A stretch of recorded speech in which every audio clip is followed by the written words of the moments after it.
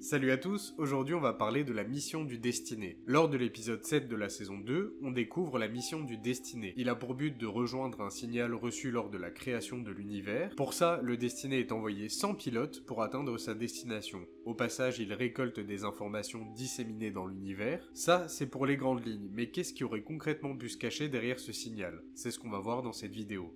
Le lien qu'on peut faire assez facilement, c'est que les aliens qui ont construit l'obélisque sur Eden et qui ont ramené le Dr Kane ainsi que les membres d'Eden sur le Destiné sont à l'origine de ce signal. Après tout, ces aliens ont créé une étoile de toutes pièces. D'ailleurs, le lieutenant Scott pense même que cette planète c'est comme une bouée à la mer et qu'on refuse de s'y accrocher. Si ça se trouve, ce monde était une bouée à la mer.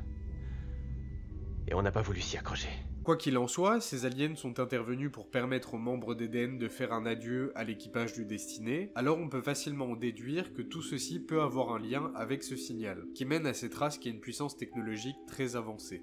D'abord, est-ce qu'on est sûr que ce sont des aliens qui ont émis ce signal? Et oui, le Destiné a été envoyé sans pilote par les Lantiens il y a plusieurs milliers d'années, et les Terriens par la suite intègrent son bord. Mais ce qu'on apprend grâce au Dr Rush, c'est que le Destiné est la clé, et qu'achever sa mission confère le pouvoir de contrôler le temps, l'espace et de redresser les torts. Le pouvoir de changer les choses, de contrôler notre destin, de redresser les torts.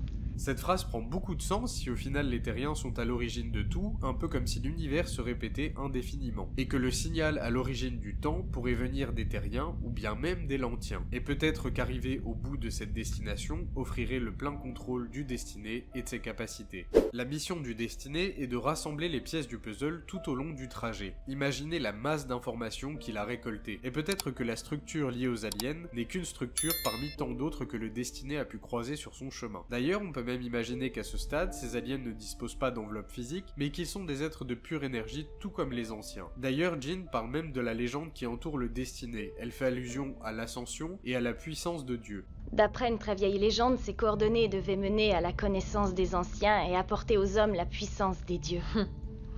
Quel dieu? Ce que je comprends par là, c'est que ça donne une énorme puissance. Digne des anciens avec l'ascension. Ils peuvent tout contrôler, le temps comme l'espace et... Comment ça?